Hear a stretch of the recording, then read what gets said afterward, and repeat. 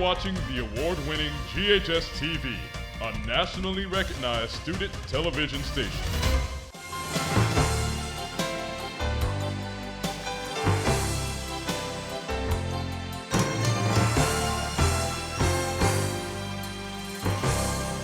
Welcome to Let's Talk Business. My name is Kelly Bolton, and thank you for tuning in as we have the distinct pleasure of hosting our community's foremost leaders, entrepreneurs, and civic heroes.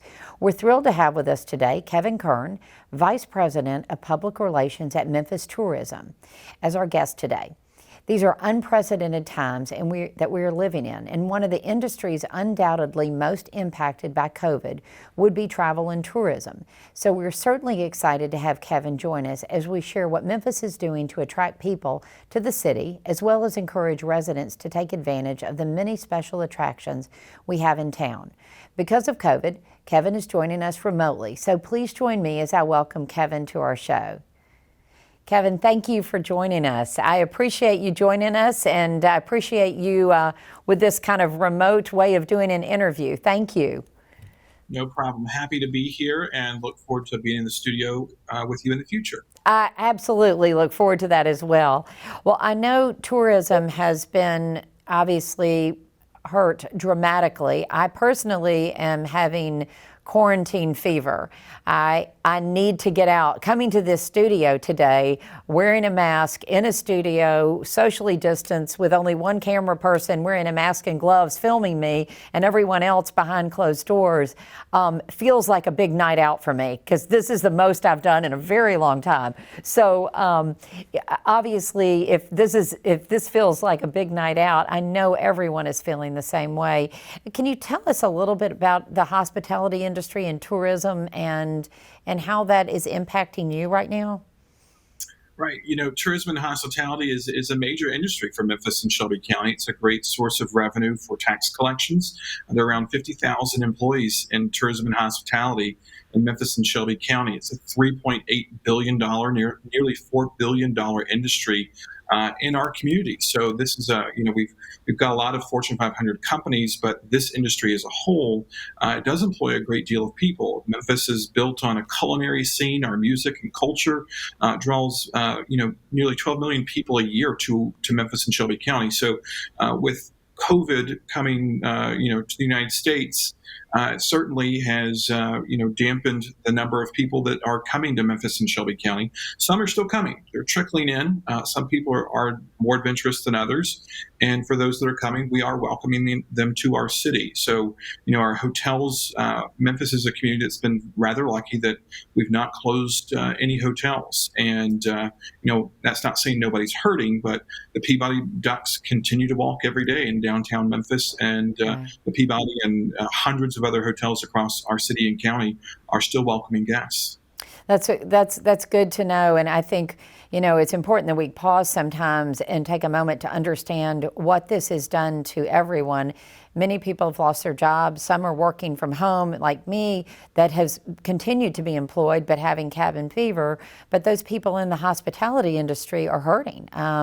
The people that work in the hotels, the people that own the restaurants, the servers, and I hear people all the time talk about, try to give, if you're blessed enough to have a job still, and if you're picking up food to go or you're going out to eat, try to just do a little bit extra to say thank you to those people, because they're hurting. And I know the world looks so different pre-pandemic. I mean, me personally, I enjoyed eating out a lot, and it's one of those things that I'm not doing like I was. And I'm looking forward to that day when I can start again. So tell me kind of what our world in Memphis looked like a little pre-pandemic, and kind of the shift, how the pendulum has shifted during the pandemic. All right, well, I'll take you on this wild roller coaster that we've been through. So prior to COVID-19, 2019 was a record year for tourism and hospitality in Memphis and Shelby County. right around 12 million visitors, nearly $4 billion in revenue generated, millions of dollars of tax revenue collected, not only at the city and county level, but also at the state. Tourism is a big driver of our economy, employing 50,000 people that work in hotels and restaurants and attractions and a variety of other businesses that, supplement the tourism industry. I mean, you even look at the airport and other service industries such as taxi cab drivers. It is a very large industry, and not only for leisure visitors, but also for business travel. And around March, we started to all stay home. And then by April, everybody was at home. There were not many people out on the road. And that is kind of when our industry really hit the bottom of the barrel, was the first 2 weeks of April. And since then, it has been a steady climb as people, learned more about the virus and decided what their own comfort zone was with whether leaving their homes or even traveling. Geographically, Memphis is within a day's drive of 2/3 of the country, and more people, based on surveys, were not as comfortable getting on planes and traveling, but they were not, as scared to hop in the car and go on a road trip, be it to see friends and family, or perhaps the place they've been before that they're comfortable with. People did travel. So over time, we have seen more and more people come back to the Memphis market. Obviously, during the winter months, that is traditionally a slow time. Our last big hit of visitors in winter is right around the Liberty Bowl and New Year's Eve. And obviously that was very different this year. Going into the spring, we were looking forward to having the NCAA tournament here in Memphis. All of that has relocated to one central city. But people are starting to get out. So we have run a variety of scenarios through Oxford Economics and Tourism Economics, and we are on pace to hopefully recover by the end of this year to 2019 levels. Or early 2022. So, it's always a moving target, and there are a variety of variables that will, indicate when the true, real recovery happens. But we're doing okay in Memphis. We can certainly doing better, and I'm not saying it's, we're not all jumping up and down and excited for the numbers that we are seeing, but we know compared to other markets around Memphis, we are doing better than others, and we hope to get everybody who is in our industry back to work as soon as possible. Yeah, I hope so too.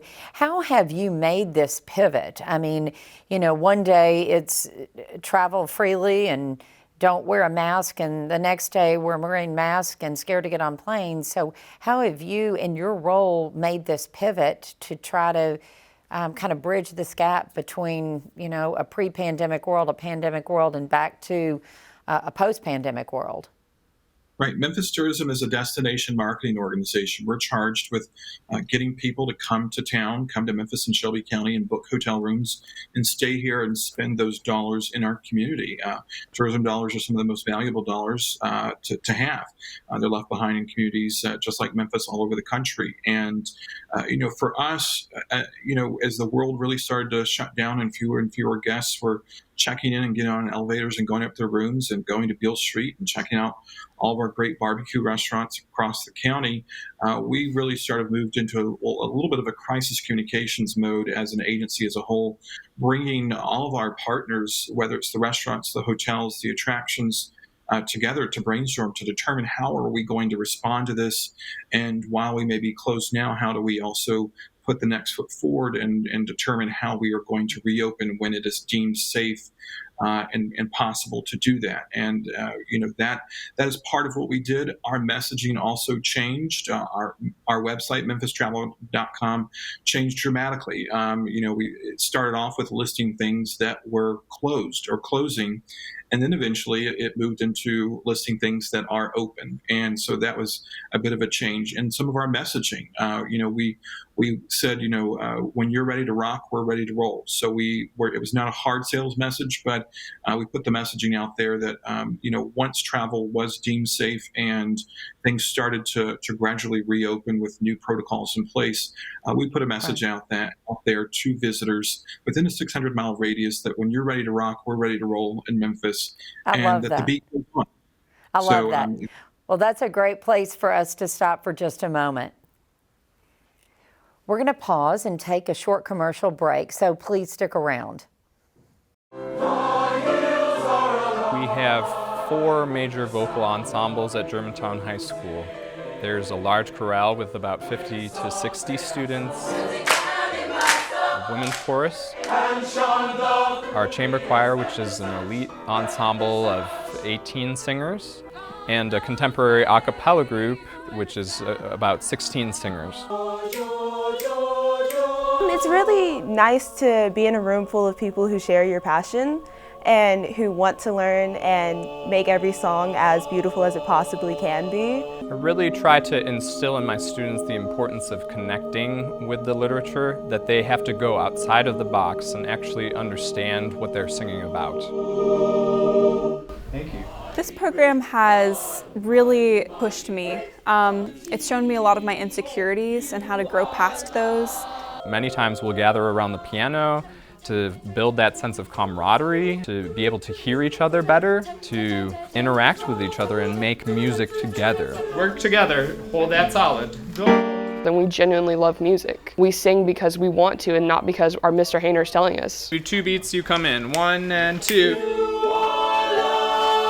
Music empowers us to come together as a group. I feel like this generation has become so focused on me. And music is us. For more information about the Kappa program, visit ghskappa.com or call 755-7775. You're watching the award-winning GHS TV, a nationally recognized student television station. Welcome back to Let's Talk Business. If you're just tuning in, I'm Kelly Bolton, and today we have the distinct pleasure of talking with Kevin Kern, Vice President of Public Relations at Memphis Tourism, about how this pandemic has affected such an important industry in Memphis.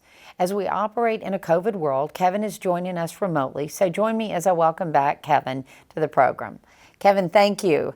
And we were just talking about if you want to rock, we want to roll.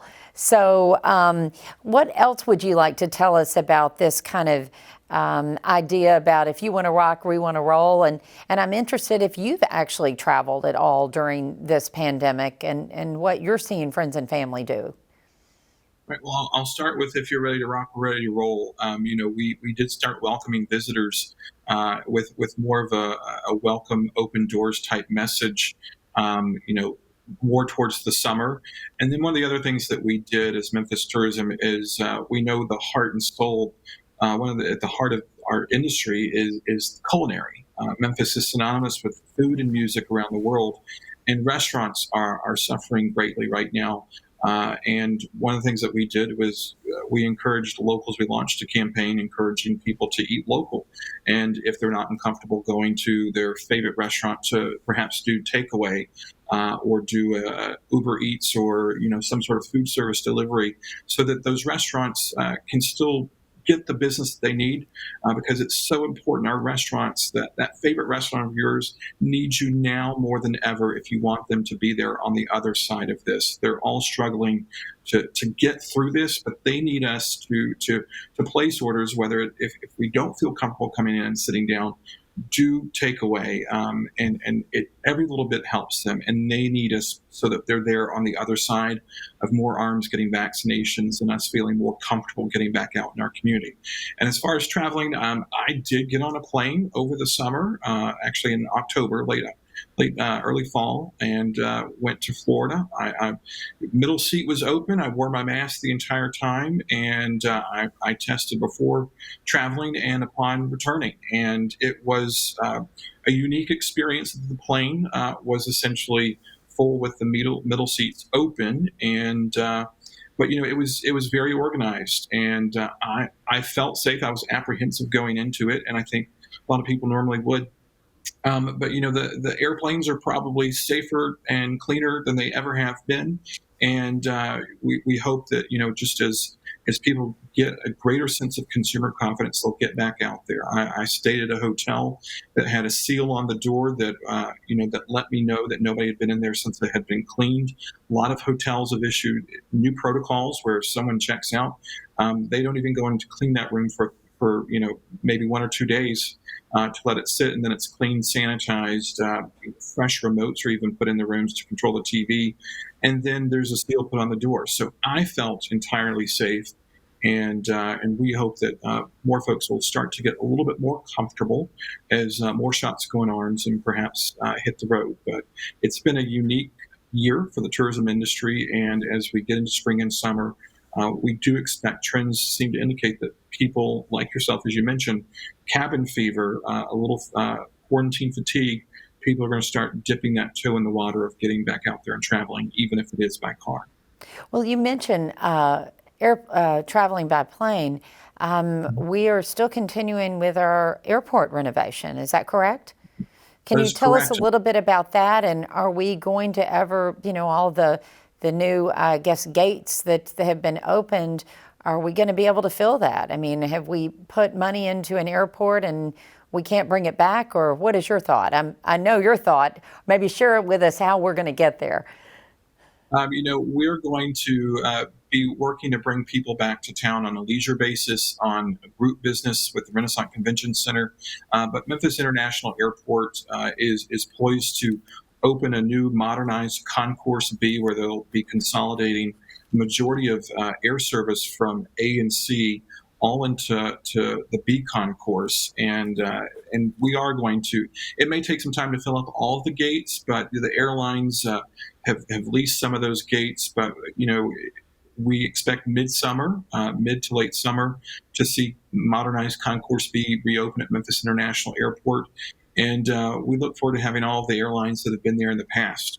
It's been unique in that we've even seen new routes announced during the pandemic, as airlines have changed up routes and added this city and taken that city away. Nonstops to Los Angeles went away, and now they're back. So it's all about demand and the routes that the airlines need to go. In terms of traffic, 4.5 million passengers in 2019, a record for Memphis International. That was a record year for tourism and hospitality as well, down to about 2 million passengers in 2020. So you can see where we do have to go in terms of building it back, but slowly but surely we'll get there. And that all comes with consumer confidence, and that also comes with getting a hold of the virus and also getting vaccines in arms. Well, I can tell you that they have my vote. I'm going to do my part to get it back, because as soon as I feel like my family and I can go on a nice vacation, I love Memphis, but I would love to get on a plane and go to a nice sandy beach. And while I'm there, encourage those people that I'm sitting next to on the sandy beach and tell them what a wonderful place Memphis is. So we're going to pause, and so if you'll stay with us. We're going to pause for another short break, so please stick around as we continue our discussion on how Memphis is moving forward during these troubling times. Art is really an expression of the self. If you look at a piece of art, you can see the artist within it. All just really depends on what I feel like doing at the time. I generally have different ideas every day. I really get excited when my students come up to me with unique ideas that I've not heard of. You can't let everybody tell you who you are or what your art is or how to be what you want to be. I really let the students go according to how they're progressing, and I try to give them as much as they're able to handle. Well, I like drawing a lot, and I like painting, and I like being able to improve my skill and show people my art. I try to get them to think creatively. I think that's one of the few things that we as teachers really need to try to push with our students. I can't sing. I can't act either, but I can do art, so that's why I chose art. For more information about the Kappa program, visit ghskappa.com or call 755-7775.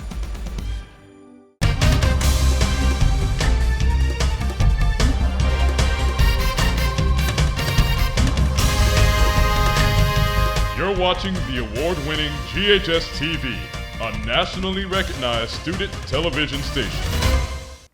Thank you for joining us on Let's Talk Business. I'm your host, Kelly Bolton, and today we've been discussing the Memphis tourism industry with Kevin Kern, Vice President of Memphis Tourism.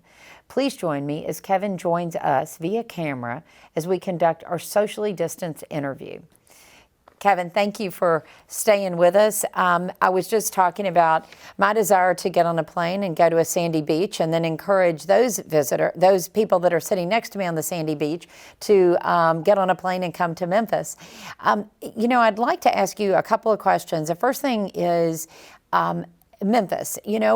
One thing that it seems that we could do is staycation. I mean, we're staying in our homes, but Memphis is known for having a lot of open air places to go and be. I know it's a little cold. The weather's still nice. It's not as cold as it is up north. So have you seen any move toward or encouraged anyone to try to, while we're feeling like we can't get in the car or get on an airplane, to travel Memphis? To see what we have here, we've got a lot of green space, a lot of open air places. So are you seeing many people try to do a staycation and really explore the beauty that we have here in our own city? Yes, yes, and yes. And thank you for those word of mouth recommendations of telling people you're seeing while on the road to come visit us in Memphis. And staycations are popular. We have a lot of local hotels. If you've never stayed at the Peabody and you've always wanted to, they're checking guests in. Same thing for all of our hotels across Memphis and Shelby County. It's always great to get away, even if you don't have a pool in your backyard, but you want to take the kids to experience and have fun at the splash pad or the pool.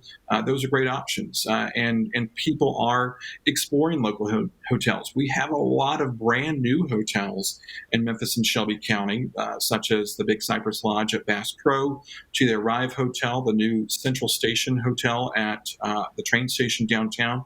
And just around the corner, we have the Hyatt Centric about to open in early spring. So hotels are opening. If you want to have a staycation, the National Civil Rights Museum, Stax, Graceland, Sun Studio, many other attractions would love to see you and have you come visit and check things out.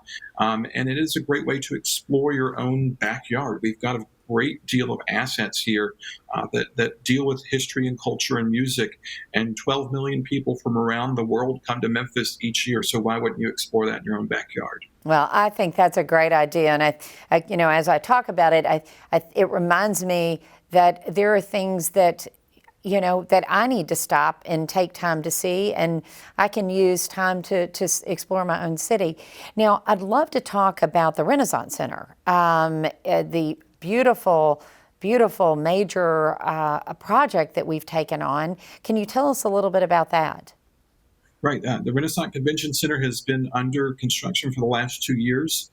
The name has changed. It is now Renaissance Convention Center with a naming rights partner in Renaissance Bank, and it is ready to open. We've actually already had a few small events in there, such as the volleyball tournament. Mayor Strickland had his State of the City in there as the first event, and a more formal grand opening is planned for the spring when we can do more with more people. And the Renaissance Convention Center looks great. If you've been in the building before, you've been a building user, you've rented it out for some sort of event, once you step inside, you're not going to recognize it. It is entirely different.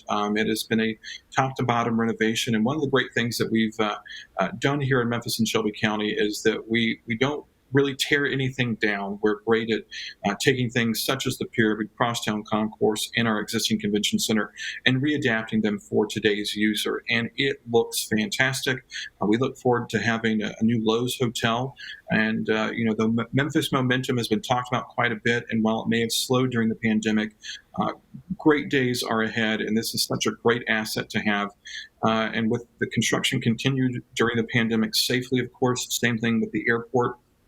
Coming out of this pandemic, we're going to have a great first welcome mat and handshake in Memphis International Airport in the Renaissance Convention Center, completely and totally renovated. It's going to be fantastic for our visitors, but also for our locals. That's wonderful. I know the last time I was in the airport, I was just blown away at how beautiful what they had done even at that point. I mean, art lining the halls and, flavors of our local restaurants. You could, get a taste of Memphis.